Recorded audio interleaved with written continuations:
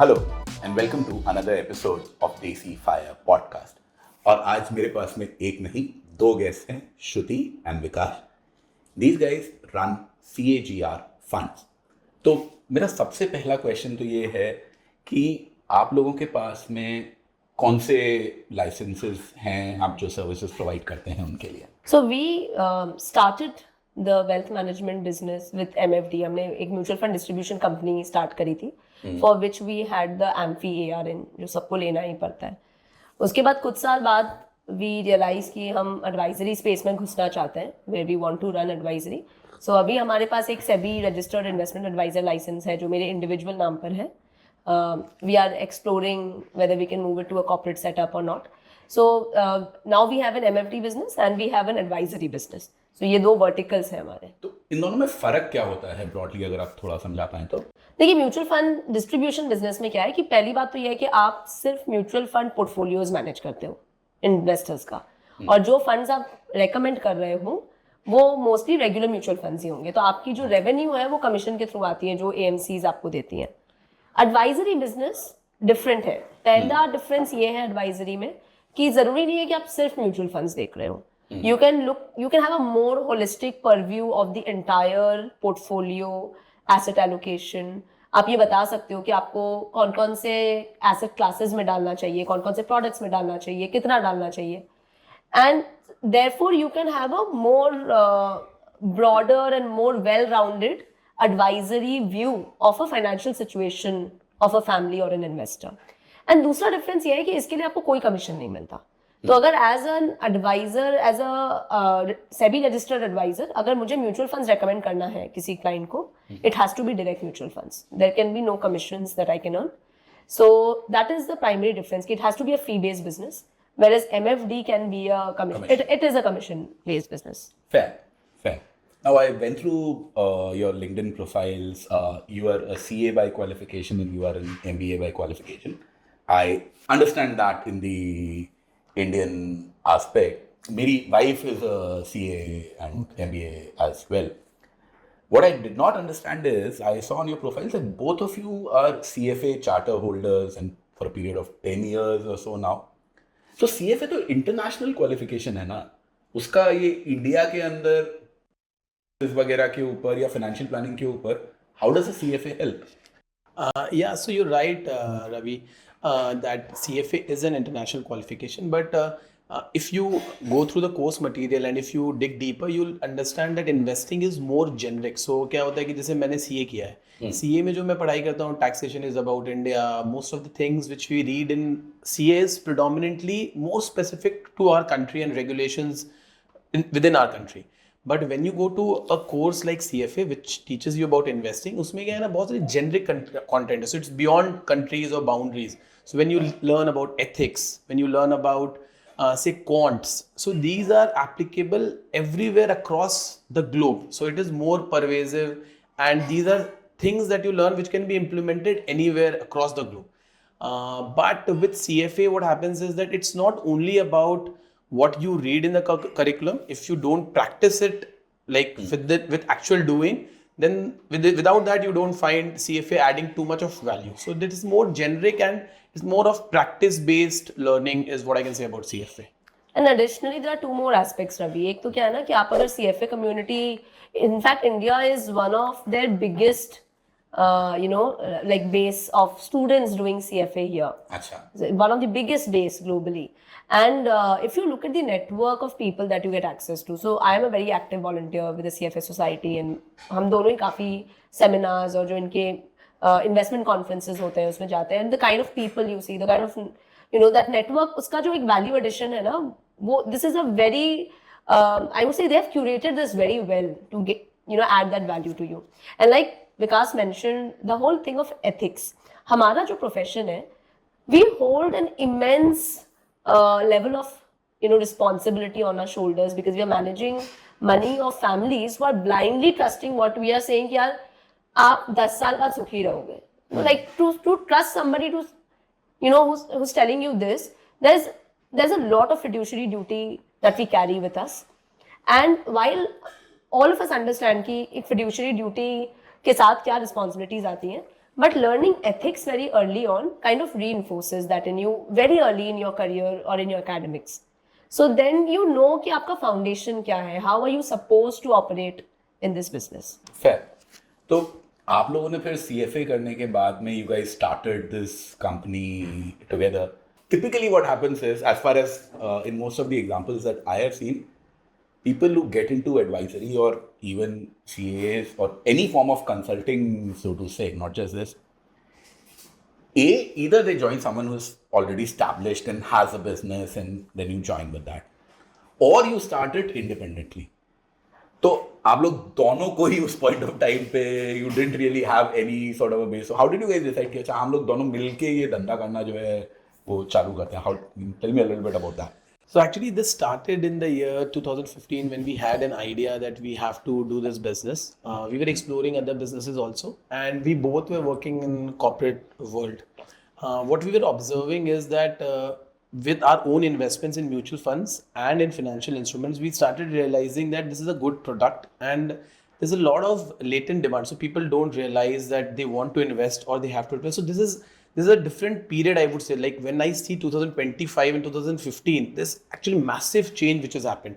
So when we started at that point in time, you'll not believe that a mutual fund, like buying online mutual funds, there were maybe less than 1% people who were doing it. And there were a couple of platforms who were facilitating it. So the idea started with this thought process that if we add convenience in buying mutual funds, plus if we provide right advisory, we can add value to clients. Now, both of us had complementary skills. So I had certain skill set, she had certain skill set, and we thought that if we can develop a platform around mutual funds where people can do online transactions, which will add to convenience, and we can help them execute transactions. So when we started in 2015, we were maybe one of the first 10 mutual fund platforms who were giving online investment in mutual funds. In 2018, things changed because earlier what was happening is that when you receive these feeds from RTA, so direct mutual fund में ये consolidation का option ही नहीं था. मतलब 2018 में ये आया कि डायरेक्ट म्यूचुअल फंड को भी फीड मिलने लग गए, तो आप अपने 5-7 म्यूचुअल फंड को एक जगह देख सकते हो. सो जो हमने स्टार्ट किया था, तो only regular mutual funds had this feature available where you can have a consolidated view of your mutual funds under one platform. So because of these reasons, we thought that we can establish a business where we can add value to clients through online means of execution and right advisory. So this was a thought process with which we started. वो मेरे को समझ में आ गया. मैं तो ये बोल रहा हूँ कि भाई धंधा कहाँ से आएगा. So how did you go around getting clients? Because you know it would be very difficult. See, it's not a restaurant that I would try out. When it comes to financial advisory, getting clients, and especially with a new company and stuff like that, if you had an established business, उसके अंदर आप काम कर रहे थे, you built a base and then you move with the clients. I understand that. So how did you? So funnily enough, you know, like neither of us have a background in wealth, right? And मैं तो ऐसे काफी, you know, at a lot of places when I'm speaking, I tell them that, मतलब when I look back at my journey when I started working, some of my financial decisions are very questionable, surprisingly, right? So we had no background in wealth. हमारा idea था कि हमें ये platform बनाना है. We want to make the experience seamless, and I think the first 10 clients would be that one sibling, you know, one friend, one colleague in the, you know, like in the company, and the only way we have grown, Ravi, is through referrals. In fact, more than 99% of our current client base has come through कि अगर आप मेरे client हो तो आपने 6 महीने बाद अपनी बहन को बताया, उस बहन ने अपनी एक फ्रेंड को बताया, and it's just referrals. What worked in our favor was that जो हमारा प्लेटफॉर्म था, eventually we did not go the tech way to build a platform business, but we built the platform and we launched the platform and we used the platform for doing the transactions. So उससे क्या हुआ कि हम किसी भी location के referral को handle कर सकते थे. So even long before COVID happened, all our business was actually happening virtually, at least on the client interaction front.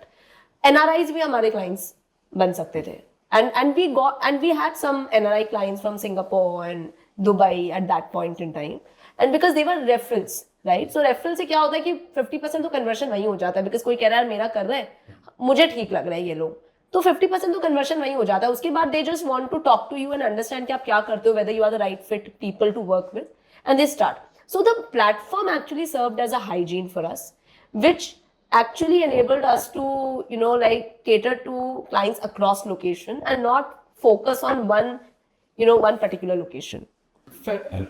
But इसके अंदर so let's say you get a client, so typically भाई एक client आया तो they will refer and bring in more clients. I understand that.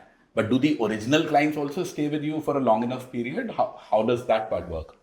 Yeah, so I भाई think वो MFD के अंदर तो मेरे को समझ में आता है कि एक बार उसने वो ले लिया तो फिर वो चल जाएगा. नहीं तो देखो एक्चुअली क्या होता है ना फाइनेंशियल इंडस्ट्री में, मतलब if you see the broader landscape, बहुत सारे लोगों के साथ कुछ ना कुछ गलत भी हुआ है. So they have had bad experiences. आधे से ज्यादा लोग जो है ना वो धक्का खा खा के ही सीखते हैं boss. Because what happens is, and I speak to a lot of people, the first point of contact is typically the wealth manager of your bank. Yes. And 10 में से एक आदमी होता है वेल्थ मैनेजर जो कि अच्छा होता है. 90% of them I would not be very comfortable. But मैं बोलूँगा इसमें अगर आप इफ यू थिंक, मतलब अगर आप इसको रूट कॉज पे सोचोगे तो एक जो वेल्थ मैनेजर है उनकी इंसेंटिव्स ऐसे मतलब डिफाइंड है कि they can not think long term, right. अगर उनकी bonuses in is defined by 1 year kind of business that they do, so that is what defines their product selection and dealing with clients. So in this case, I think all the MFDs have an advantage because they are generally thinking of working with the clients for 5-10 years. So this is not an advantage that we hold personally, but I think a lot of good people in the MFD industry who are thinking of working with the client for 5-10 years. So they have this advantage because their incentives are aligned if they keep the client for 5-10 years. So this is one thing which definitely helped us retain our clients. उसके बाद क्या होता है ना कि देखो कोई कितना ही कोई फाइनेंशियल प्रोडक्ट हो, राइट, अल्टीमेटली क्या होता है क्लाइंट रेफरल और क्लाइंट रिटेंशन डिफाइन करता है कि आपके जो क्लाइंट्स हैं उन्होंने क्या एक्सपीरियंस किया आपके साथ. तो उस केस में हम फॉर्चुनेट रहे क्योंकि हमने जब से स्टार्ट किया, so we started in 2015 and you not believe this is 9th year जब से हमने स्टार्ट किया, we have not seen a negative year in the Nifty. So what has happened is because the markets have किस्मत तो खैर भाई धंधे का फंडामेंटल वो है ही. मतलब मैं अगर अपनी बात करूं तो I started the my business in 2012 edtech domain के अंदर था और तब कोई करता ही नहीं था. तो इतना भाई आज की डेट में with the same amount of talent and I would से I have a lot more experience I do now versus 13 years ago, आज की डेट में चालू करूंगा ना मेरे को बिल्कुल कॉन्फिडेंस नहीं है कि धंधा चलेगा क्योंकि कंपटीशन इतना ज्यादा आ गया है. तो टाइमिंग और luck he. But to add to that what he said, जैसे हमारा रिटेंशन मतलब एक्चुअली मोर देन 99% है. Most of the clients who go away are कुछ बहुत ही फंडामेंटल जेन्युइन रीजंस होते हैं जो जाते हैं, right. So one thing you know as a value system that both of us hold very closely is कि यार हम ना वही बताएंगे जो हम अपने पैसों पे करने के लिए कंफर्टेबल है. So we actually came across a lot of distribution companies जिनका mutual fund distribution तो core business था, but again with that they were doing let's say PMS distribution, bond distribution, insurance distribution, because that's where actually क्योंकि mutual funds is like wafer thin margins, right. यहाँ पे actually आपके पैसे बनते हैं. And a lot of us, you know, very early जब हम ये जाते थे ना CFA networking meets में, a lot of people used to tell us कि तुम लोग कैसे survive करोगे सिर्फ mutual fund करके यार. बट क्योंकि आप अभी भी आप अगर देखोगे लोग कहते हैं कि MFDs 1-1.25% बनाते हैं. When we look at our revenues, on an average we make 0.65 to 0.7% from a client. The only reason is we will typically not go into let's say NFOs जहाँ पे कोई valid logic नहीं है करने का. We will not go into probably a lot of thematic funds जहाँ हमारा कोई special view नहीं है, right? So that value system actually helped a lot of clients, you know, get that faith gradually कि ठीक है मतलब ये अगर कह रहे हैं कि यार इतना इस टाइप का रिटर्न ट्रैजेक्टरी हम शायद एक्सपेक्ट कर सकते हैं तो कम से कम मिससेल तो नहीं कर रहे. दुनिया से थोड़ा 1-2% कमी कर रहे होंगे. I'll tell you one example. When I was in, you know, like for a while I was in Delhi and he was working out of Bombay and we had 2 setups. So when I was in Delhi I got this client and उसने मुझे बोला कि मुझे ना date में पैसा रखना है. He was a retired individual. It was a fairly large amount, almost I think 1.5 CR था, and we were like quite small at that point. मेरे लिए तो बहुत बड़ा क्लाइंट था. So he said कि आप ऐसे कुछ बताओ जो थोड़ा FD से बेटर करें. FD उस टाइम पे दे रहा था 7-7%. So I told him कि FD से बेटर आप अगर करोगे तो आपको थोड़ा you know like 10-20% of the corpus को ही मैं इधर उधर करूंगी, बाकी अल्ट्रा लो ड्यूरेशन फंड्स में आप रखो, it's safer. He went to one of the you know like the bigger setups and he actually sent me their recommendation and all of those were credit funds. So I told him कि uncle आप इसमें करोगे तो credit risk है, but वहां पे उनको दिख रहा था कि यार यहाँ तो 12% का IRR दिख रहा है, तो मैं ही ऑब्वियसली ही didn't become a client and I didn't want that client. So we took that revenue hit willingly and deliberately, and we chose the longer journey only to retain our clients. And so far, I think that has worked for us. That has worked. So, what are typically the services that you guys provide as of 2025? So on the MFD side is predominantly about advising clients on their mutual fund portfolios. वो उनकी जो भी requirement है या उनकी जो भी horizon है investing को लेके, उसके accordingly we try to define a portfolio for them, and we help them execute these transactions through the platform. So this is what we do on the MFD side. And on the advisory side हम दो चीज़ करते हैं. One is we do direct equity advisory. So actually क्या हुआ कि हमने देखा कि बहुत सारे जो हमारे म्यूचुअल फंड MFD में भी जो क्लाइंट्स हैं ना, बिहेवियरली मैं बता रही हूँ कि हमने क्या देखा कि बहुत सारे लोग हैं ना जो स्टॉक्स में इन्वेस्ट करना चाहते हैं, उनके पास उतना टाइम नहीं है या उतनी रिसर्च कैपेबिलिटीज नहीं है, उतना इंटरेस्ट भी नहीं है. So what they do is they go and ask their colleague से तुमने क्या खरीदा, टिप्स बेस पे आप खरीदोगे. उसके बाद उनको ये नहीं पता या ये वो एवेल्युएट नहीं कर रहे हैं कि वो कितना पैसा लगा रहे हैं, what is that allocation that you are building within your portfolio. In a lot of cases what I see is कि आपका ESOP जो है that is more than 95% of your stock portfolio, और बाकी 5% ना आपने थोड़े बहुत लार्ज कैप्स कर दी क्योंकि लार्ज कैप आपको सेफ लगता है. अभी 3 दिन पहले I was talking to somebody and you know that person was telling me कि यार मैंने तो ना HUL HDFC और ये खरीद दिया जब मार्केट गिरा बिकॉज ये तो सेफ है, इस पर रिसर्च करने का क्या है. So a lot of people do this and we felt कि अगर हमारे पास इक्विटी एडवाइजरी कैपेबिलिटीज है which we were fortunate to have, so let us advise people on how to build a stock portfolio and sustain it and you know try and make it outperform with respect to your entire portfolio. So that's what we do on the direct equity advisory side. And the second thing that we do is financial planning. Now financial planning is something जहाँ पे basically you know we cater to a niche kind of an audience जिनके दिमाग पे एक बहुत बड़ा सवाल होता है कि यार मेरा फ्यूचर कंफर्टेबल होगा कि नहीं, ये जो मैं लाइफस्टाइल लीड कर रहा हूँ. सी a lot of families now especially in tier 1 cities are double income families, काफ़ी सैलरीज आ रही हैं घर पे and the perception of affordability is very very high, right. 7-8 lakh रुपए महीने अगर आप घर पे लेकर आ रहे हो तो you know you feel that you can have a very very comfortable lifestyle and they do have. Their question is can I continue this into the next 50-60 years of my life, क्योंकि वो जो 7-8 लाख घर पे लेके आ रहे हो ना, they are probably going through a lot of corporate you know hard work, time, energy, devotion, and at some point some of them feel कि यार we want to exercise this freedom of choice कि यही करना है या कुछ और भी ट्राई करना है, right.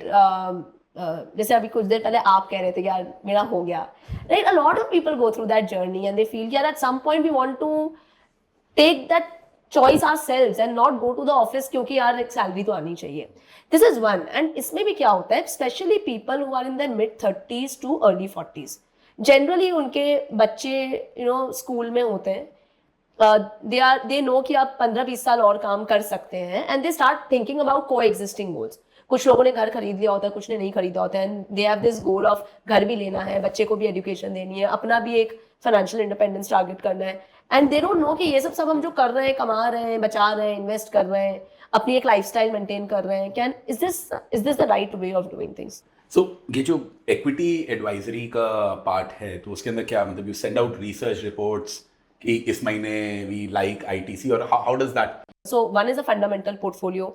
Fundamental most people understand. We look at good businesses. We want to hold them for the long term. A lot of people who want to do equity, वो HUL HDFC में तो लगा देते हैं, but probably they don't have capabilities to move into the mid and small cap space. I didn't read about so many businesses. So वो एक product है जो हम चलाते हैं, उसमें साल में शायद 2-3 बार कुछ changes होते होंगे, तो actually बहुत ज़्यादा churn होता ही नहीं है. And the second product is where we are one of the few you know people providing advisory is the value momentum product that we run. वहाँ पे we have combined 2 factors. एक value factor है जो लोग फिर भी समझते हैं, momentum is a relatively newer factor in India. We combine both these to build a portfolio. We have tested this on our own personal capital for a very long time. We got into the advisory space only when we had reasonable confidence कि हम अब clients को भी advice कर सकते हैं. So we tell them कि इस पोर्टफोलियो बास्केट में आपको क्या खरीदना है, क्या बेचना है, and that is how we run. तो उसको हम मंथ में एक बार ही बैलेंस करते हैं. सो मंथ में एक बार ही उस पोर्टफोलियो में चेंजेस होते हैं. Fair. So would it be fair to say that this is something like a momentum PMS that some of the folks run? See but वो PMS के अंदर जैसे 50 लाख चाहिए मेरे को PMS के लिए, आपके वाले के लिए कितना मैं चाहिए? आपको बताती हूँ फर्क क्या है RI और PMS में, ठीक है? सो बेसिकली PMS में लाइक यू सेड 50 लाख चाहिए, RI के पास ऐसे कोई मिनिमम रेगुलेटरी थ्रेशोल्ड नहीं है कि इतने कैपिटल आपको मैनेज करना ही है। RI अपना थ्रेशोल्ड खुद डिसाइड करते हैं, तो आप 5 लाख से भी स्टार्ट कर सकते हो, 10 लाख से भी कर सकते हो, आप मंथली इन्फ्यूजन भी कर सकते हो। So that is a flexibility and a lot of people जो भी अब हमारे जो भी क्लाइंट्स बन रहे हैं इस स्पेस में, a lot of them want to try something new with छोटा capital and then want to like expand their journey. तो RIA gives you that benefit. Second जो difference है PMS और RIA में, PMS normally has the custody of your demat. So जो भी execution वगैरह है वो fund manager अपने end पे ही कर देता है. The client just gets a report कि ये चल रहा है, ये charges है वगैरह वगैरह. The fees also get deducted from the product itself. RIA में हमारे पास कोई execution discretion नहीं होता. So whatever we are advising you upon, we will send you out the advisory and you are to execute it. Normally what we do is we request our clients कि आप contract notes भेज दो so that we can build your performance report, send it out to you. And that works with most of our clients because जो भी हमारे पास आ रहा है वो पहली बात देखो वो इसलिए आ रहा है क्योंकि उनको चाहिए ये allocation. और प्रॉब्लम क्या देखिए MFDs फिर भी बहुत है, ठीक है? And people are aware of the MFD setup. It's still common. Equity traders भी बहुत है, ब्रोकिंग हाउसेस भी बहुत है, वो टिप्स फोन पे आने वाले भी बहुत हैं, लेकिन एक्चुअली जो अच्छे एडवाइजर्स हैं जो आपको इक्विटी में बता सकें कि क्या पोर्टफोलियो होल्ड करो किस एलोकेशन में, ये आई थिंक एक्सेस अभी भी बहुत कम है लोगों के पास, या एक्सेस अगर है भी तो again it's like a market place of advisors where you again don't know किसको मैं चुनूं, right? So that is a struggle that most people face. Otherwise fundamentally different RIAs would operate differently. कुछ RIAs होंगे जो individual stock advisory देंगे, हम portfolio advisory देते हैं. In that sense it may not be very different from a PMS, but fundamentally from a regulatory standpoint ticket size नहीं है, fee हमें अलग से collect करना पड़ता है client से, it's a separate invoice that you have to generate for the client. So that's the fundamental difference. Fair. So for financial planning, I would believe whether you are earning 1 lakh rupees or whether you have 10 crores, there is always some scope for financial planning.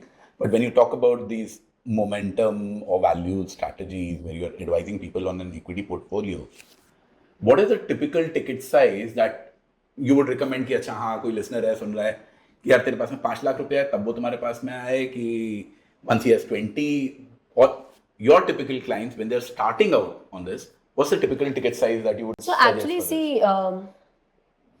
we are on both ends to be honest. We are on small case as well, right?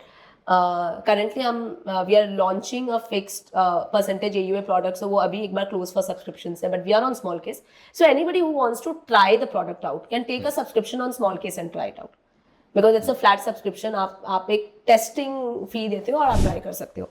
But people who really want to get large amount of capital managed, उनको बातें भी करनी है हमसे. It's not small case पे क्या सी, we are not talking to those clients, right? जो भी subscribers हैं. So उसमें एक behavioral problem आती है जो हमने observe किया और बहुत advisors ने ये बताया है on about platforms कि क्या होता है देखिए जब तक बुल मार्केट है ना, पैसे बनते हुए दिख रहे हैं तब तक तो आप एग्जीक्यूशन पूरा करते हो, और जब बेयर मार्केट आता है आपको लॉस दिखता है तो ना फिर अपनी थोड़ा सा अपना दिमाग भी लगाते हो, अपना बायस भी लगाते हो कि यार ये मैं आज नहीं बेचता हूँ 3 दिन बाद बेचूंगा, ठीक है? तो स्मॉल के subscribers fall through. They may not run that journey of a full cycle through 5-7 years. ठीक है? तो वो क्या करेंगे, वो 3-3 महीने का सब्सक्रिप्शन भी करते हैं हमारे साथ लोग. 3 महीने ट्राई करें, 3 महीने में कुछ नहीं पता चलना है आपको, लेकिन आप कर रहे हो. So that's a behavioural thing. So वही मैं कह रही हूँ, जिनको ट्राई करना है उसके लिए तो स्मॉल केस है, लेकिन जिसको सच में सीरियसली मैनेज करना है, जिनको हमारे साथ डिस्कशन करना है कि आप क्या करते हो स्ट्रैटेजी में, क्यों कर रहे हो. एंड देखिए हमारी वैल्यू कब है, बुल मार्केट में एक्चुअली हमसे किसी को बात नहीं करनी है. जब मार्केट वॉलेटाइल होता है, मार्केट साइड वे चला जाता है, आपको 6 महीने तक रिटर्न नहीं दिख रहा है, और या मार्केट गिर रहा है, आपको डर लग रहा है, बिकॉज देखिए न्यूज तो is extremely read the moment the market starts falling. That is when people need to talk to us even on the equity advisory side, that why are you saying ये factor चलेगा नहीं चलेगा, क्यों आपको लग रहा है. And it's like a doctor, you know, it's like a family doctor. आप पूछ लिए कि यार ये जो वायरस आया ना, इससे डरना है क्या, वैसी बात है. तो वो जो है ना वो हमारे साथ डायरेक्टली आते हैं. वहां पे typically see all of us have limited bandwidth. It's a human advisory setup that we have. So we normally want to manage clients who have an intent to build their portfolio. आप चाहो तो 5 लाख से start कर लो, But at least I should see कि the intention to build portfolio है. Once you develop the conviction, you like us, you feel that we are doing a good job. So that's a judgment call that we take. But कोई अगर हमारे पास आएगा कह के कि यार ये ना मुझे 3 साल के लिए कैपिटल लगाना है, we will not take that line. It has to be long term capital. We need to have judgment कि इस client को थोड़ा equity volatility समझ में आती है. This client can wait. This client will not completely panic in a minor correction, right? And then we take that line. तो थोड़ा सा हम उस चीज में selective हैं. Fair. And जो अब जैसे financial planning की बात करें, most of the viewers that I have, वो early retirement, financial independence, those are the sort of goals that they are chasing. So let's say if there is someone who is looking at financial independence maybe 10 years from today or 15 years from today, what is the sort of advice that you would give to them? And do you believe that there are some prerequisites कि भाई पहले ये सब करो और you should be earning at least 50 lakh rupees a year, तब तुम जाके financial independence के बारे में 10 साल से सोच सकते हो? I think see ऐसा कोई इसमें वो नहीं है. It's very dependent, very individual dependent. I think the first thing that you have to see is that what is your current expenses, और वो current expenses के हिसाब से what is the corpus that you will need. In that expenses you can always see कि आपको जो आपके कुछ खर्चे हैं जो अभी हो रहे हैं वो बाद में नहीं होंगे. Maybe kids education जो आप अभी दे रहे हो वो नहीं लगेंगे. Maybe medical आपके ज़्यादा लगेंगे. So those kind of expenses you work around exiting. So it's not an exercise which has to be done immediately, like तुरंत, but it's a journey that you start. When you start thinking, you get into that journey of thinking कि कौन से खर्चे लगेंगे, कौन से नहीं लगेंगे. You start rationalizing things. Once you are able to get that hold on your expenses, then you have to see कि किसमें क्या inflation आ रहा है. Once you are able to again see कि हाँ inflation ये आ रहा है, उसके हिसाब से once you have that corpus in mind, then you back calculate कि हाँ भाई इस corpus को achieve करने के लिए एक reasonable return पे हमें क्या saving करना है. And if your savings right now and the year in which you want to have that freedom, if during that period you are able to save, it does not depend कि आप क्या कमा रहे हो क्या नहीं कमा रहे हो. It is completely depend on your expenses and your saving. So I don't think so that कि कोई एक बहुत बड़ा फिगर है कि आप 10 लाख मतलब महीने कमा रहे हो तभी आप कर सकते हो या आप 2 लाख महीने कर रहे हो. So it depends on individual. Also I think so the only thing in your control is expenses. So my view is कि जो अपने एक्सपेंसेस को या फिर अपने लाइफस्टाइल इन्फ्लेशन को रोक सकते हैं, they are better off getting financially independent, because ultimately returns are not in your controls. आप लेते हो कि मार्केट से ये आएगा नहीं आएगा, but that is not in your control. If you can have your expenses with in your means, which is actually very difficult. मतलब बहुत लोगों को लगता है, क्योंकि क्या होता है कि जब I see lot of my friends they say कि मैं ये खर्चा इतना ही करता हूँ, but when they write down their expenses for 2-3 years they say that lifestyle inflation creeps a lot. So these are some things I think once you start doing these, you can definitely think of FIRE, and it is possible for anyone who can save well and manage their expenses. Fair. So managing expenses is one part of it. Now let's say if there is someone, what should be how should he invest? What should his asset allocation look like for someone who is thinking about maybe 10 years, 15? पता नहीं ना कि return कब आएंगे, वो अगले 5 साल में आने वाले हैं या 15 में आने वाले हैं.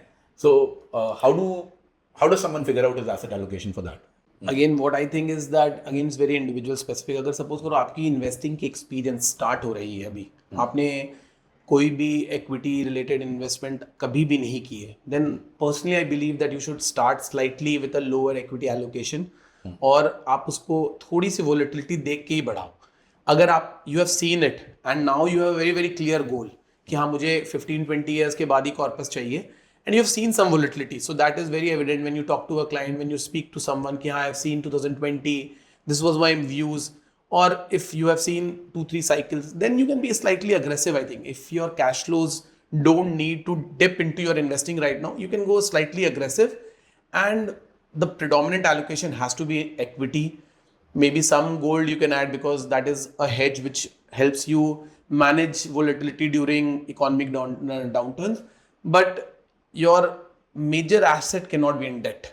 And if also what happens is that for a lot of working individuals, they get a lot of assets in EPF and other instruments which are compulsorily deducted from their salary. So you have to always see that as a percentage of your net worth, whether you're getting debt heavy or not. lot of people, they think that mutual fund में I have say X amount of money, and in debt mutual fund I have so low. But when you see their EPF corpus, suddenly you see that asset allocation debt में 40% चला गया.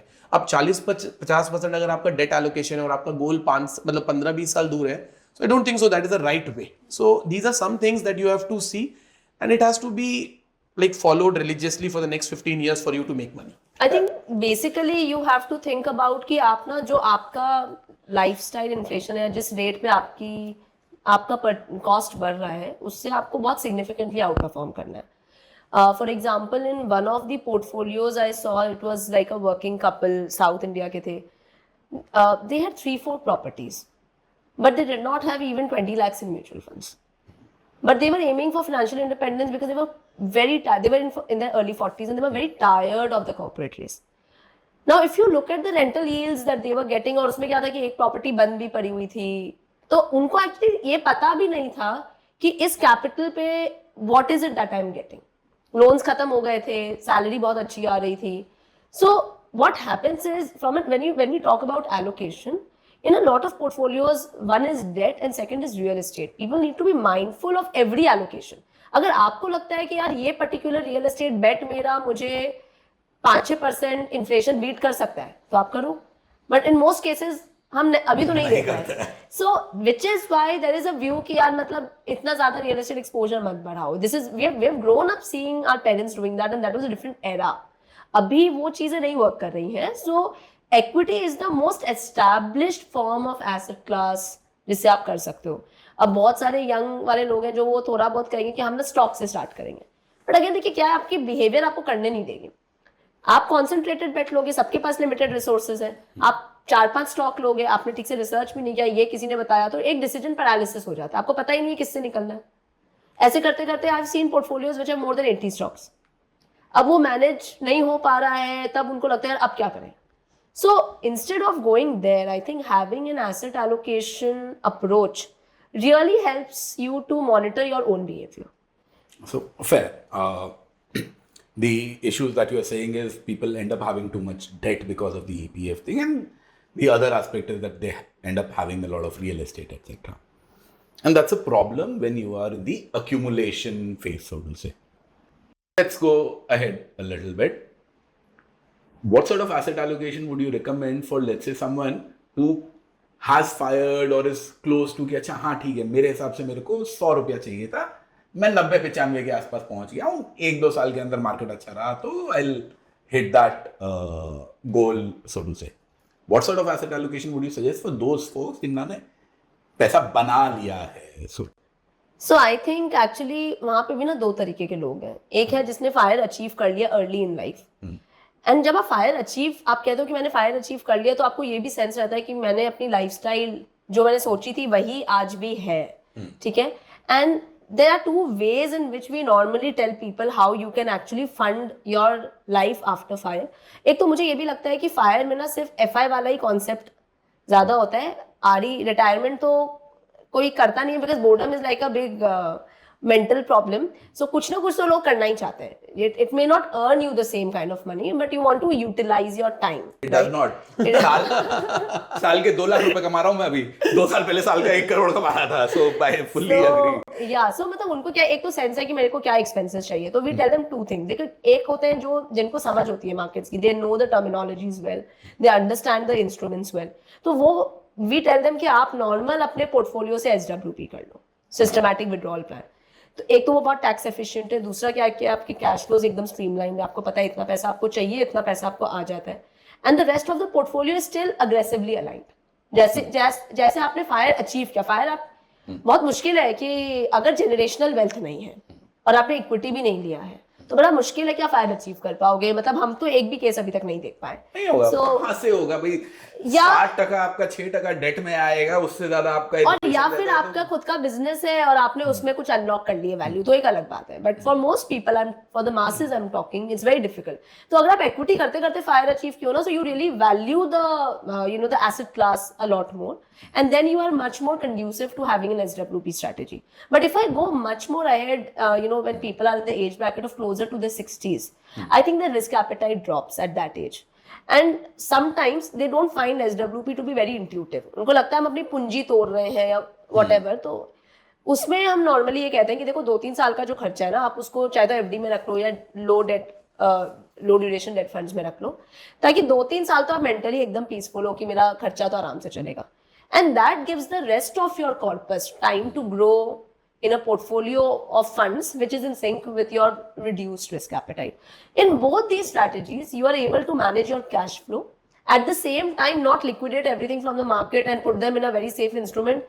Because अगर आपने safe instrument में सब कुछ डाल दिया है, तो वापस inflation creep कर जाएगा और आपका asset, you will again go back to non-fire period. Fair. So let me talk specifics here. Let's say someone like me, 40-year-old, 10 CR corpus. I have one kid who is 4 years right now. And मेरा तकरीबन 30 लाख के आसपास का खर्चा है. तो what should my plan or my asset allocation look like? मैं आया हूँ तो कम से कम कुछ तो काम की free advice लेके जाऊँगा. I think, see, what happens is that if I see your specific case and I've seen that how you have achieved FIRE, I would say that you understand equity pretty well and you have that kind of risk appetite. Now, in your case, see, there are two kind of risks. You cannot get too conservative. Why I'll tell you is that people think that they are conservative ho jate because see, you have a lot of runway left. So you are in your 40s, and if we see that life expectancy is increasing, right? So you have 40-50 years of runway, and you cannot think कि भाई conservative हो सकते. So first thing you have to understand that you cannot be too conservative. Too aggressive भी नहीं हो सकते क्योंकि you are dependent on your cash flows. So in this case, I think that you, मतलब I personally would recommend कि अभी के जो मार्केट है वो सबको देखते हुए कि you should have से 30 लाख है तो 1-1.5 करोड़ आप आराम से डेट पे डाल सकते हो. वहाँ से interest, some portion will be funded through interest, some portion you will be withdrawing your debt funds, right, via SWP, which is okay, I think so. And the rest of the money, now you have around 8.5 crores which is remaining. In this case, again, 8.5, you have to think what kind of money you want to allocate for your kid. So that can, if it is again 10-15 years away, that can go slightly more aggressive because this is for a specific goal which you may not delve because ये तो यार kid के लिए करना है. जो बाकी बचेगा उसमें I would say that कुछ आपको 10-20% gold भी रखना चाहिए because the idea is to beat inflation and volatility भी कम चाहिए हमें क्योंकि हमें वो जो 1.5 करोड़ आपका बच रहा है उसको भी फंड करते रहना है. सो 15-20% गोल्ड पे भी जा सकता है. बाकी can go to equity mutual funds which can be equity, direct stocks, आपको जो मतलब जहां पर आपकी कंफर्ट है. दिस हैज टू बी, मतलब all this has to be seen कि आप इन्फ्लेशन अच्छे से बीट करो और what are the funds you are generating. So if I will summarise it, maybe 15-20% can go to gold. Your daughter's education can, मतलब education या उनकी जो 10-15 साल वो और अग्रेसिव जा सकता है. बाकी जो कॉर्पस है वो आप मतलब डेट में 1.5 करोड़ डाल सकते हो. डेट में भी there are very good funds actually. So अगर आप डेट में भी देखोगे so there are very good funds. I will not like to specifically name them, but ऐसे कुछ अच्छे फंड्स हैं which are taking slightly lower risk and they are still able to generate inflation beating returns. So उसमें भी आप कर सकते हो. तो डेट में भी आप बकेट बना सकते हो कि एक बकेट ऐसा हो सकता है जो आपको 1 साल के लिए चाहिए और एक बकेट ऐसा हो सकता है जो आपको मतलब पता है कि 2-3 साल, मतलब 1-2 साल के बाद लगेगा. सो वहां पर भी आप थोड़ा सा रिस्क लेके, because this is again a long term plan. So अगर आप डेट को भी थोड़ा ऑप्टिमाइज करोगे तो वो भी आपको हेल्प करेगा. डेट में क्रेडिट रिस्क नहीं लेना है. So this is very very clear कि money has to go to sovereign rated. कोई सोवरेन से नीचे लेना ही नहीं है, but still you can do it. So this is a plan I think which I think can help you add some. तो अब भाई 3 चीजें होंगी. एक हो गया डेट, हो गया एक हो गया गोल्ड, एक हो गया equity. Let's talk about them one by one. Debt की अगर हम लोग बात कर रहे हैं तो yes, there is ultra short, liquid, safe वाला पार्ट हो गया. As of today, January 2025, interest rates are if not at the peak, very close to the peak right now. What I am doing personally and what I have been suggesting is कि long duration would be a good bet at this point of time because presumably rate cut 3 महीने बाद, 6 महीने बाद आएगा. So that's where that is going to benefit. तो मेरे को ये अभी तो समझ में आ रहा है कि जब पीक के आसपास है, बट हमेशा तो मुझ में इतनी अकल है नहीं कि क्या होने वाला है. So are there any debt funds? So I understand कि immediate वाला जो है 6 महीने, साल भर, 1.5 साल वाला जो हो गया 30 लाख है तो 30 लाख तो मैंने उठा के लिक्विड में डाल दिया. बट बाकी के लिए is there a debt fund or is there a category of debt funds that you can say कि अच्छा हाँ this is the category that you can target or this is something that you can look at?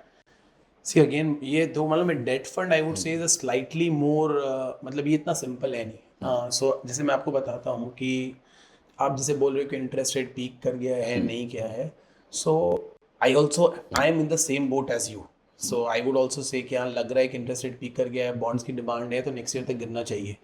But generally क्या होता है ना, ये cycle को बहुत अच्छे से प्ले बहुत बार फंड मैनेजर्स भी नहीं कर पाते. बिकॉज अगर आप हायर ड्यूरेशन रन कर रहे हो तो अगर आप इसको प्ले करना है तो आपको 7-8 का ड्यूरेशन रन करना है, तब आपको जाके खास फायदा होता है. सो ये फंड मैनेजर्स भी बहुत अच्छे से प्ले नहीं कर पाते हैं. तो एनी शॉर्ट टर्म गोल इसमें भी कम से कम ही होना चाहिए मेरे ख्याल से. तो अभी अल्ट्रा शॉर्ट टर्म वो सब सही है. अभी मुझे जो पर्सनली 1-2 फंड अच्छे लगते हैं इसमें, वो मतलब there are a couple of dynamic asset allocation fund which is not, there are two kind of actually dynamic asset. एक तो dynamic bond fund है जो कुछ fund houses में, जिसमें वो again duration पे खेलते हैं, वो मुझे कम पसंद है. But there are some funds which do it like a debt fund but they have 5-10% equity. So वो वाले में क्या होता है कि एक तो वो आपको टैक्स एडवांटेज दे रहे हैं which is very very, मतलब वो हमें समझ में नहीं आ रहा शॉर्ट टर्म. टैक्स का तो छोड़ दो सर. 3 साल पहले मैंने जाके जो है ना वो सारे के सारे खरीदे थे 31 मार्च 2023 के पहले कि ये 3 साल में इस पे रखूंगा, लॉन्ग टर्म इंडेक्सेशन मिलेगा, बहुत बढ़िया. 28 मार्च को मैं बता रहा हूँ जो पैसा था ना इधर उधर पड़ा हुआ सब बेच बाच के 28 मार्च 2023 को खरीदा. अगले साल रूल चेंज हो गया तो टैक्स के बेसिस पे तो डिसीजन लेना, क्या गारंटी है इस बार के budget. I think by the time we release this video budget अपना आ चुका होगा and what you are saying might not be true.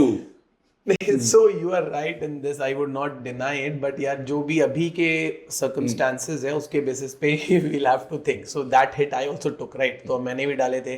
But I think फिर भी अगर आप देखोगे तो जो मैं बोल रहा हूँ उसमें एक फायदा, I agree with the idea कि अच्छा हाँ वो उसमें आपको एक्चुअली इक्विटी वाला टैक्सेशन मिल जाता है, तो वो एक फायदा है.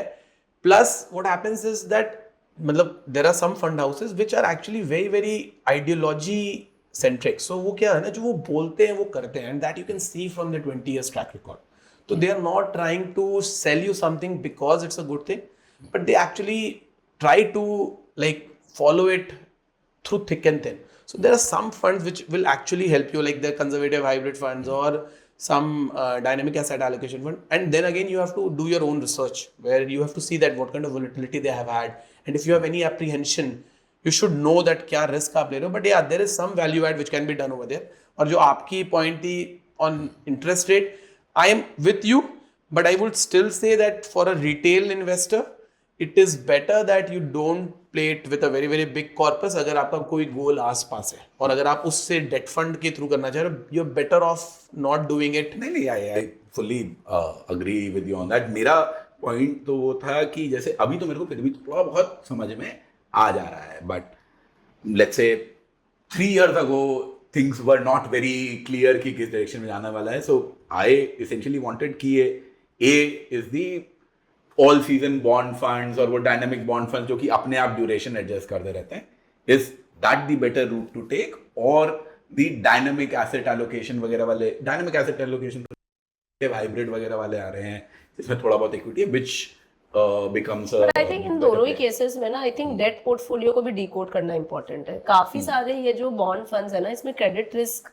एक इशू है. अच्छा, और आप देखोगे अगर 2-2.5% एलोकेशन भी आप क्रेडिट रिस्क पे रखते हो और अगर वो क्रेडिट इवेंट हो जाता है तो फिर सडनली आपका पोर्टफोलियो बहुत ज़्यादा हिट हो सकता है.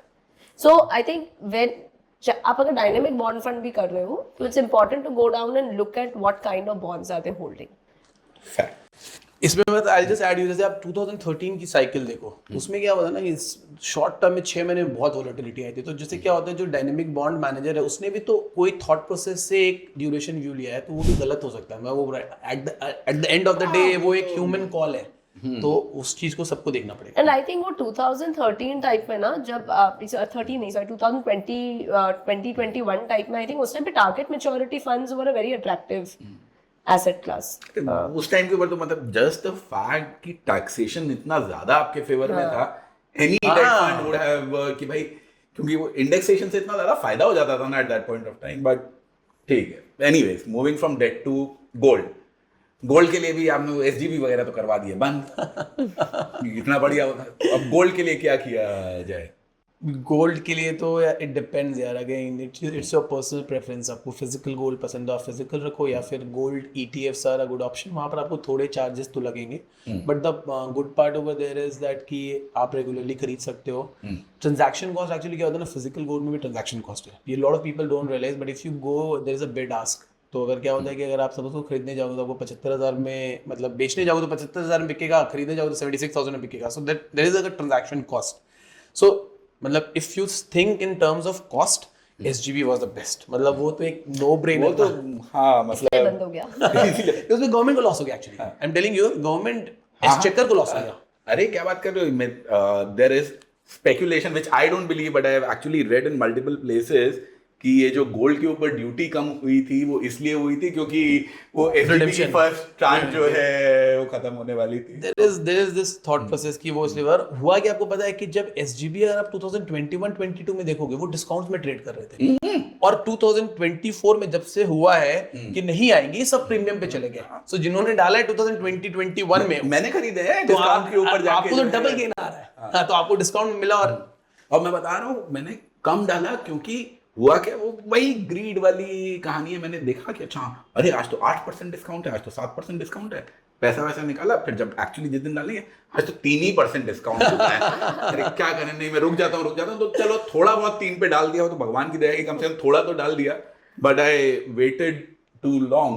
The other problem that I had with SGBs was कि ये मार्केट में खरीदने जाते हो ना तो देयर इज ऑलवेज कि अच्छा हाँ 1 खरीदूं, 5 ग्राम खरीदूं, 10 ग्राम खरीदूं, एंड देन फिर इवेंचुअली 2023 के अंदर आते आते मैं कहा जब भी इशू हो रहा है भाई 100 ग्राम जो है ना एवरी इशू के ऊपर लेते रहो, that work well.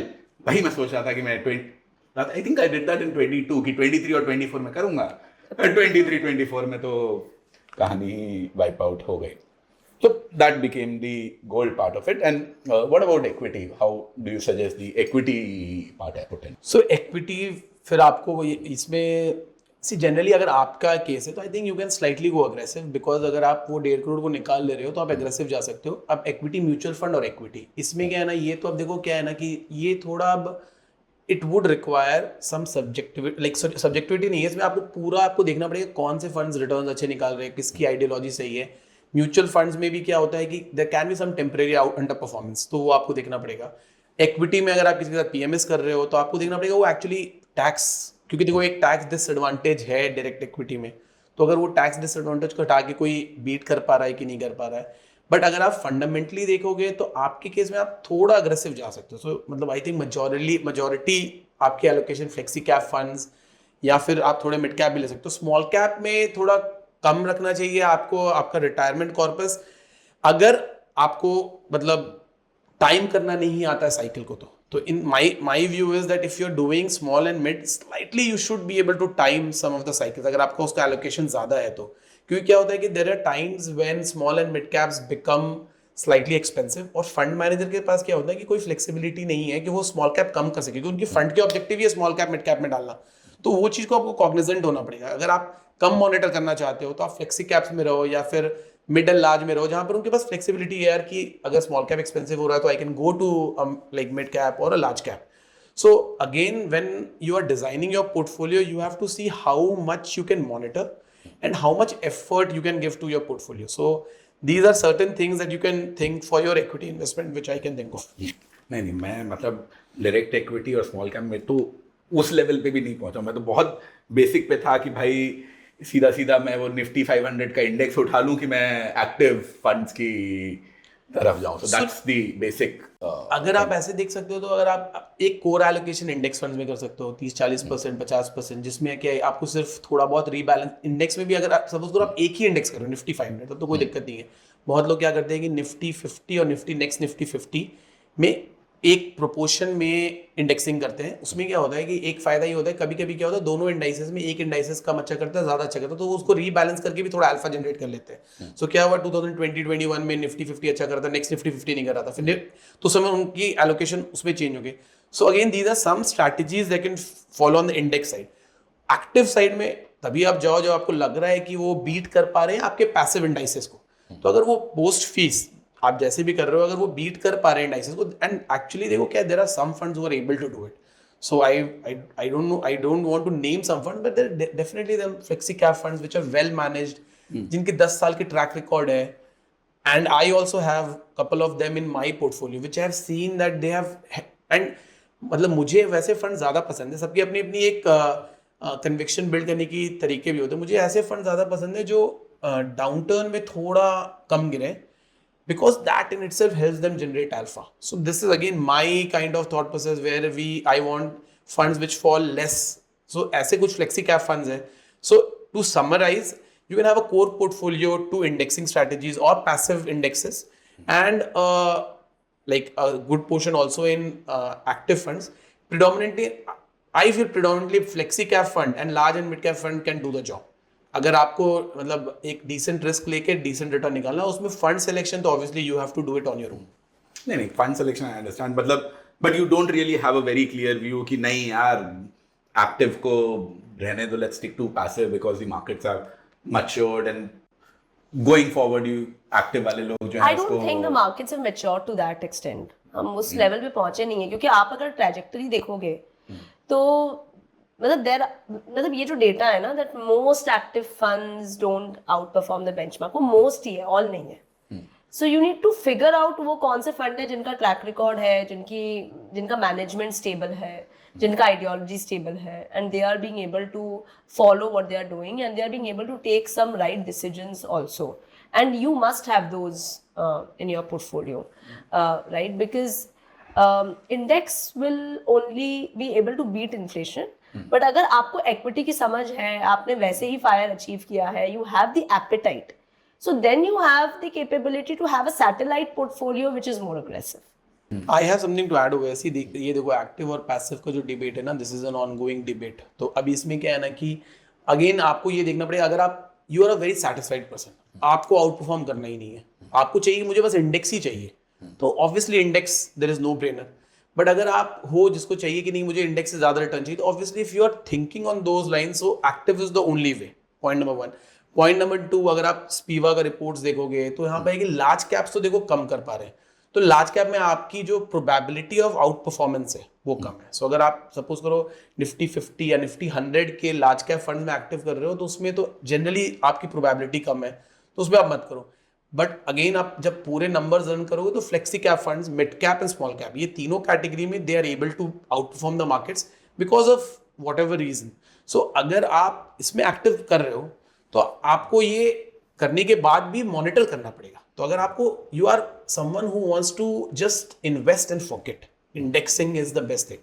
If you are someone who wants to generate slightly better than an index, then it requires effort, monitoring and some decision making. So you have to make that choice. Fair. नहीं मतलब I am not very sure कि अभी कर रहे हैं भाई. आज से आप 10 साल पहले जाओगे तो 10 साल पहले तो मतलब इंडेक्स की कहानी थी ही नहीं, because it was very very clear कि आप आंख मूंद के कोई वो HDFC मतलब टॉप 100 करके एक फंड हुआ करता था, तो उसका भी नाम उन्होंने चेंज कर दिया है.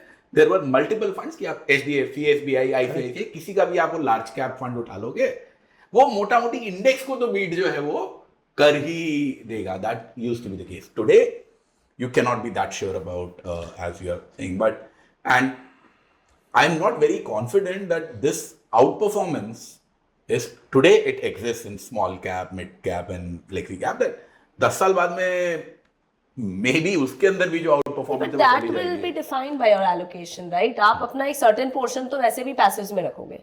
अगर आपको लगेगा कि वो डेल्टा ऑफ आउट परफॉर्मेंस कम होता जा रहा है तो आप रीएलोकेट करते जाओगे. बट उसके लिए अगर आपने आज से इंडेक्सिंग कर दी और अगर आउट परफॉर्मेंस की कैपेबिलिटी है और वो सस्टेन करता है for the next 10 years, so then 1-2% का भी जो रिटर्न आप खो रहे हो, you are like actually missing out on a lot of compounding. Fair. But देखो ये फिर मैं वही बोलूंगा कि इसमें ये मतलब this is the question. India में भी आप ऐसे सोच रहे हो, बट यूएस में तो 30-40 साल से चल रहा है. और देखो active fund managers will always have this bias कि थोड़ा उनको लगेगा कि वो बीट कर पाएंगे, अगर वो बिलीफ नहीं होगा तो वो बीट नहीं कर पाएंगे. So it is a tough question to ask. तो ऐसे मतलब जैसे क्या होता है, there are some questions which will not have a very very clear answer कि हाँ यही सही है, यही सही है. because the fight is that I'll beat the index. अभी नहीं कर पाएंगे तो वो है, और कर पाएंगे तो they'll always claim. The challenge will always remain. इसमें सबसे बड़ा चैलेंज क्या होता है कि कोई भी फंड जो आउट परफॉर्म करती है उसको इतने फ्लोज मिलते हैं कि वो flows become their biggest enemy. Quant वालों के साथ में वो आई थिंक क्वांट निपॉन का एक वो स्मॉल कैप फंड है, मेरे को याद है. पराग पारिक देखो आप, कौन देखो, तो सबसे बड़े बड़े फंड बन गए. निपॉन वालों ने तो पैसा लेने से मना कर दिया कि नहीं भैया चाहिए. नहीं, but they have still, they have, अभी भी they are ranking on the top. Nippon, HDFC mid cap, they are still ranking on the top. मतलब अभी this is also now, अभी of course it's very recent as a data कि they are still ranking on the top. वो आगे अभी समझ में आएगा whether you know, but अगर आप इतने मतलब उसमें रह पा रहे हो इतने बड़े AUM पे, even पराग पारिक, अब अगर रह पा रहे हो इतने बड़े AUM पे, it's very credible. Fair. I think before I end this, I would really like to know कि 2025 के लिए मतलब जनवरी एंड में हम लोग ये रिकॉर्ड कर रहे हैं and the last month and a half और so has been a period of slight discomfort. क्यों पिछले 4-5 साल से तो एकदम वन वे वाली कहानी चल रही थी. So what's your outlook for 2025? What is it that you are suggesting to your clients for 2025? So I think so. देखो क्या है कि we are generally working with clients who are looking to invest for more than 5 years or 7 years. So on that time scale, we still think that we'll have some decent returns. But अगर आप next 1 year के लिए देख रहे हो, so I think so we may not get a similar kind of return what we got in the last 18 months. So it looks like market is slightly digesting जो हमें बहुत अच्छा return मिला 18 महीनों में, and there's some definitely there's some slowdown. तो वो that will definitely translate into the equity returns क्योंकि थोड़ी consumption slow है, tightening है on the fiscal side, on the monetary side also we have not seen any easing. So in these times, if you think of the next 12 months only, if you are investing for the next 12 months, I think you have to have a very, very reasonable return expectation. If market surprises on the upside, that nobody can predict. But obviously, if you see the odds, so we will not see a very, very ferocious rally again in the next 1 year. So market will take its time to digest.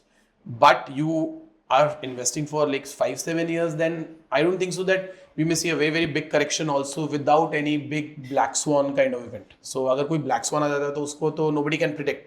But otherwise, I think so market should consolidate and give maybe a lower single digit return or somewhere around those lines. नहीं, वो लो single digit है या minus में single digit है उसकी चिंता नहीं है. I am essentially coming in from the point of view of the world is in an economic turmoil currently.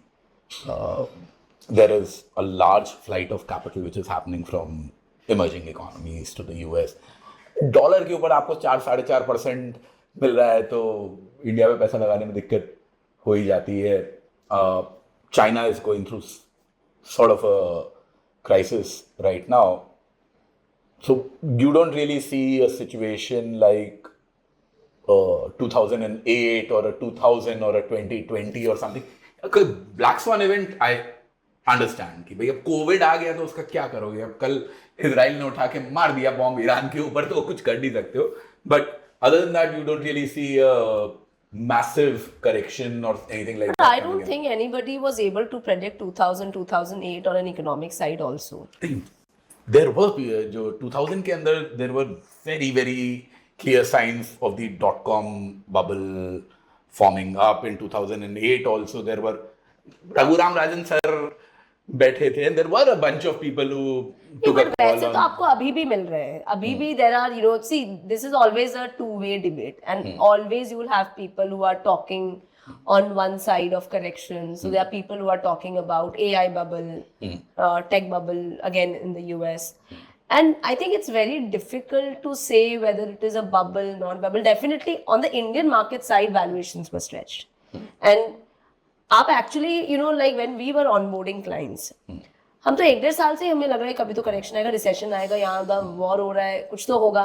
But there has been an insurmountable amount of resilience that the Indian markets have shown and FII flow has been going out of India and I think a lot of that has been held up by the DIIs. But अगर DIIs run out of cash and everything gets deployed, तब भी FII पैसा निकलेगा तो गिरेगा ही market. So there are, I mean, like he said, odds could be, you know, indicating towards slowdown, negative returns. Will it be like a GFC kind of an event? उसके लिए बहुत बड़ा economic hole चाहिए. I don't know if that economic hole is yet there, because ये एक जो conversation है ना recession की, ये तो 2.5 साल से चल रही है. It may come, it may be managed in a time correction manner also. कि slowdown ही इतना लंबा है, चल रहा है, रिटर्न कहीं नहीं आ रहा, टाइम पास हो गया और उसके बाद वापस धीरे धीरे market. That's also something that can happen. So I think तो इसमें देखो मेरा एक दो व्यू और है. मतलब I see with markets it's very difficult to predict it, right, but I think वैसा मुझे पर्सनली नहीं लगता होगा. There are some structural reasons for that. एक तो आप देखो there are record FII outflows which has already happened in the last 6 months. Markets have corrected. Definitely FII money is important, but the dent is not to the extent which used to happen if you see 2020 and 2008 also. So definitely the retail investor in India is far more matured, and the kind of flows that we are getting on the SIP side, even see what we are seeing within our set of limited clients also, is that definitely the investor base is slightly more matured. So there are some speculators obviously which will remain in the market, but there are a lot of people who are actually thinking of 5 years and 7 years. So that bracket of people who are thinking of 5-7 years in the markets have definitely increased, and this force is coming more and more in the market. So that will definitely help us protect from any kind of major external shock because of flows going out. So a flow going out, we are seeing flows going out. आपने जो बोला वो पक्की बात है कि देखो क्या है कि अगर डेवलप मार्केट में किसी को 4, 4.5 या 5% मिल रहा है, अभी वो कोई पेंशन फंड मैनेजर बैठा हुआ है यूएस में या कनाडा में, उसको रिस्क फ्री 5 मिल रहा है, वो इमर्जिंग मार्केट में क्यों डालेगा 8 रिस्क लेके या 10 निकालने के लिए डॉलर स्ट्रेंथनिंग में. So because of that definitely we are seeing flight of capital. But ये जो इंडिया की स्ट्रक्चरल स्टोरी है उसमें just because of FII outflows it can have a 2008 kind of crisis is not something which I think the flows are strong enough to support the economy, and at some point of time, like this selling, whenever it goes back, like whenever there is even a stall in selling, we see that the markets may actually start doing better. So I don't think so it's very easy for a 2008 to happen again with this kind of investors that we have. मतलब घबराना नहीं है basically. हाँ ऐसा. और अगर अभी ये आप देखोगे ना थोड़े बहुत करेक्शन में काफी आप क्लाइंट्स हैं जो कॉल करके कहते हैं लगा दे, मतलब SIP तो बंद नहीं कर रहे लोग, एंड करनी भी नहीं चाहिए. आई मीन सो वो अंडरस्टैंडिंग ना काफी आ गई है अब लोगों में कि, और ऐसा भी नहीं ना, और ये भी है ना कि अभी जो EPFO का पैसा है, NPS का पैसा है, lot of that flows is also there. So DII flows भी काफी बढ़ गया है. और वैसे आप अगर देखोगे तो स्ट्रक्चरली कोई बहुत बड़ा इकोनॉमिक गैप वैसा नहीं है इंडिया में. There could be teething issues, you know, in bringing about reforms, you know, implementing them. Trust of the financial markets अगर चलता रहेगा ना तब तक कोई देखो वहां पर अगर कोई ट्रस्ट इश्यूज है फाइनेंशियल मार्केट में, then that is again a big thing. मतलब कि इंडियन मार्केट पे ही ऐसा कुछ है which I don't think so, because that has also evolved a lot because of the good regulatory changes that we have seen. Fair. So I think this wraps it up. It has been a long conversation. Before I leave, any final words for our viewers? So see what I have. So I started investing quite early. Okay, so if I think when I started investing maybe at 16, 17, before the 2008 crash, I was trying to make quick money. It didn't work for me, and I lost some money. Okay. After that, because I started my employment, I started investing some money in mutual funds, SIPs, which created some wealth. Now when I am in my 35 at my 35 37 age, what I see is that what has helped me most changing my thought process is that now I generally don't think things in absolute. तो क्या हो गया कि I think कि भाई अगर मेरा suppose करो 20 लाख कहीं लगा हुआ है, what percentage of net worth it is. So I think people who are serious about wealth creation, they need to start thinking about net worth and what can move the needle of their net worth. तो अगर आप कोई भी decision ले रहे हो, and in this age bracket at least when you are serious about wealth creation, you have to think that what will move the needle. That thought process helps you a lot and start monitoring that. Second is that again आपकी जो allocation है asset classes में, real estate, equity, gold, सब में आप है ना percentage wise में सोचो। तो बहुत बार मैं क्या देखता हूँ, लोग क्या करते हैं कि वो बोलते हैं यार मेरा 1 करोड़ डल गया इक्विटी में, बहुत हो गया, उनकी नेटवर्थ सपोज करो 10 करोड़ है। तो what I am trying to say the absolute number आपको हेल्प नहीं करेगा। So you have to think in again कि भाई मेरा एसेट एलोकेशन में वो क्या परसेंटेज है, क्योंकि अगर आपको अपना नीडल मूव कराना है तो वो 30-40% होगा, and then it will grow, and this absolute number will always grow. मतलब वो आज जो 1 करोड़ है सेम एसेट एलोकेशन में भी 4 करोड़ हो जाएगा। सो ये आपको देखना है। And third is specifically for people who are investing in real estate, उनको मैं ये बोलना चाहूँगा कि यार अगर आप अपने घर कंजम्पशन के लिए ले रहे हो दैट इज़ वेरी गुड। अगर आप रियल एस्टेट इन्वेस्टिंग के लिए इन्वेस्ट कर रहे हो तो उसकी CAGR या XIRR आप 5 साल या 7 साल के पीरियड के ज़रूर निकालो, क्योंकि अगर वो बहुत बड़ा पोर्शन ऑफ योर नेटवर्थ है और अगर वो छोटे रेट पे कंपाउंड कर रहा है that have a very long impact. So these are certain things which I think broader decision making which has some impact in 5-10 years. So these are some things which I think viewers can think of. Shruti, same question to you. So, like Vikas mentioned his journey, like when we first start working, I think there's a, like people बहुत ज़्यादा wait करते हैं start करने के लिए कि ठीक है हम इन्वेस्टमेंट करेंगे, फाइनेंशियल प्लानिंग करेंगे, अभी नहीं हुआ 6 महीने बाद करते हैं. I think people need to start, and this is specifically for people who are younger, like in their 20s, 30s also. They need to start investing and understanding equity very well. Even now, I come across a lot of families, working couples who are in their mid-30s, late 30s, but उन्होंने equity बिल्कुल भी start नहीं करा है, mutual funds भी start नहीं करा है, because of their lack of awareness और उनका ये जो fear of not understanding risk है, ये बहुत ज़्यादा है. So they need to start, experience it with their own money, and learn it on the job, like we call it. Second, I think is आप अगर ऐसे देखोगे ना कि the most searched question on Google तो आता है कि what are the best funds for 2025. So I think it's just that whole conversation about what are the best returns in the last 1 year, 6 months, 2 years is just too much. आप अगर थोड़ा सा step back करके ये सोचोगे कि आप क्यों कर रहे हो invest, what's the objective? I mean I personally feel that money is a means. Money आपका goal नहीं है. You have to achieve certain things with money for which you need to accumulate wealth. And अगर आपको वो objectives आपके clear हैं, आपको अपने गोल्स पता है, you will always be able to step back and to an extent cut down that noise and focus on what he said about allocation. कि मुझे कैसे allocate करना है, कहाँ से रिटर्न आएगा, कैसे कंपाउंड होगा, कैसे ये एक्सपोनेंशियली बढ़ेगा, कब मेरा फायर नंबर रीच होगा, अगर फायर आपका गोल है तो, इंस्टेड ऑफ थिंकिंग अबाउट कि यार इस साल में कौन से फंड में करूँ, मैं इस IPO में लगा दूँ क्या.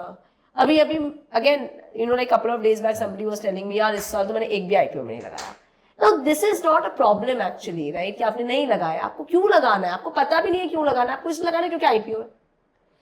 The third thing I want to advise is that people who have dabbled with some like देखो अब mid-30s में क्या होता है ना, most of your liabilities are taken care of.